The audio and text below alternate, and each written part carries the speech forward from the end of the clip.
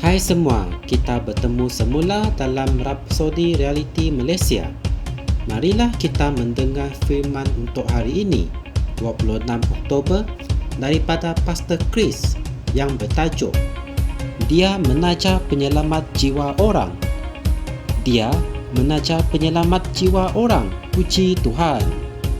Ayat pembukaan kita adalah dari kitab Filipi 2 ayat 25 hingga 30 yang berkata, Namun aku menganggap perlu untuk mengutus kepadamu Epafroditus, saudaraku dan teman sekerja, serta teman seperjuanganku, yang kamu utus untuk melayani aku dalam keperluanku.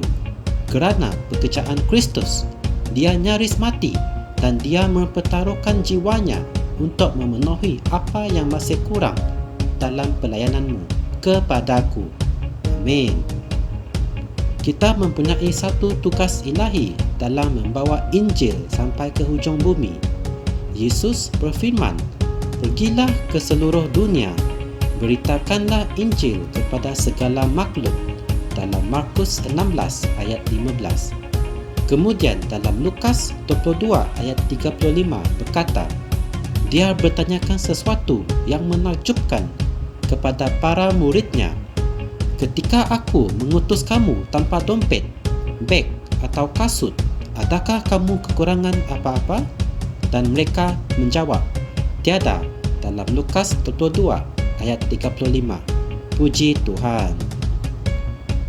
Ini menunjukkan bahawa apabila Tuhan memberikan kamu suatu tugasan, Dia telah memastikan bahawa segala sesuatu yang kamu perlukan untuk melaksanakannya sudah tersedia ada bagi kamu. Apa yang Tuhan perlukan daripada kamu hanyalah komitmen kamu terhadap tugasan tersebut. Penyelamat jiwa orang ditaja oleh Tuhan. Oleh itu, bertekadlah bahawa tiada apa-apa yang dapat membataskan usahamu dalam menyebarkan Injil ke seluruh dunia. Amin. Selagi Tuhan ada bersama dengan kamu dan telah menjadikan tubuhmu sebagai kemah sucinya, maka penyebaran Injil itu tidak akan terbatas. Sebegitulah komitmen yang kita boleh lihat dalam Rasul Paulus dan patut dicontohi. Dia berkata, Malanglah aku jika aku tidak mengabarkan Injil ini, dalam 1 Korintus 9 ayat 16. Puji Tuhan.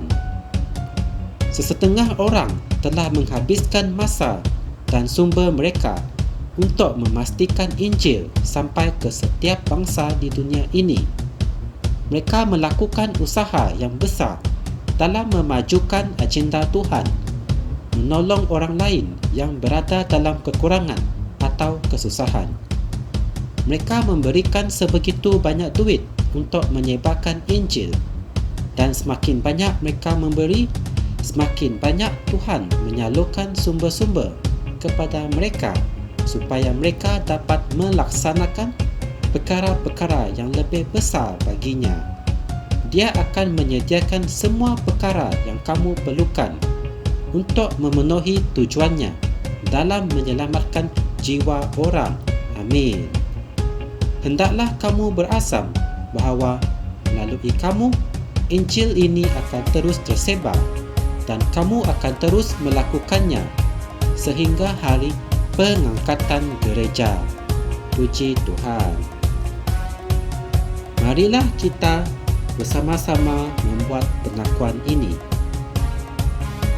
Ya Bapa, terima kasih kerana mempercayakan aku dengan Injil dan memberikan aku segala sumber, masa, tenaga dan idea yang membolehkan penyebaran Injil dilakukan dengan cepat dan tanpa halangan ke seluruh dunia.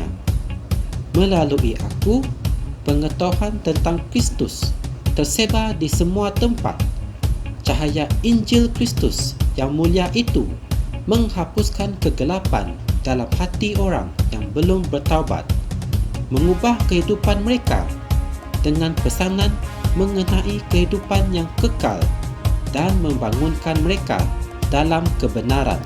Dalam nama Yesus. Amin. Untuk renungan tambahan, anda boleh merujuk dalam kitab Yohanes 4 ayat 34, Amsal 11 ayat 30.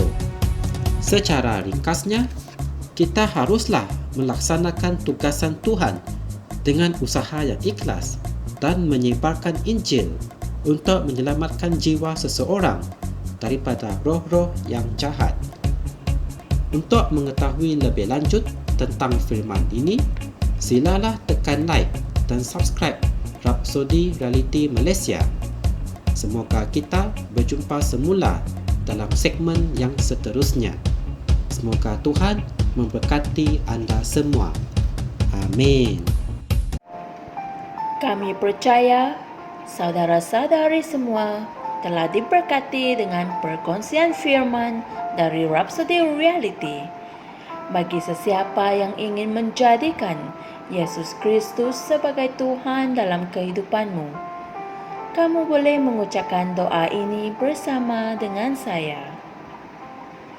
Ya Tuhan Allah, aku mempercayai Yesus Kristus, Anak Allah yang hidup dengan sepenuh hatiku.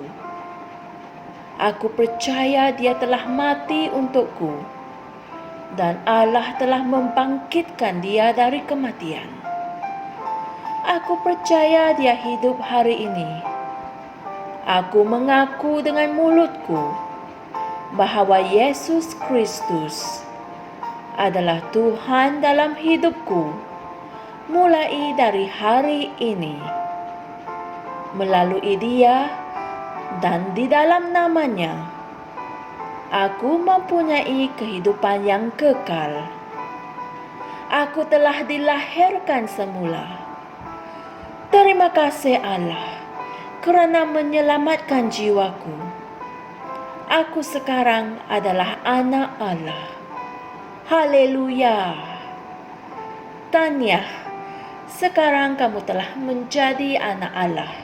Untuk apa-apa sebarang pertanyaan atau untuk mendapatkan lebih banyak maklumat mengenai bagaimana untuk bertumbuh sebagai seorang Kristian, anda semua boleh hantar mesej di akaun Facebook kami atau email kami di tni.msia@gmail.com.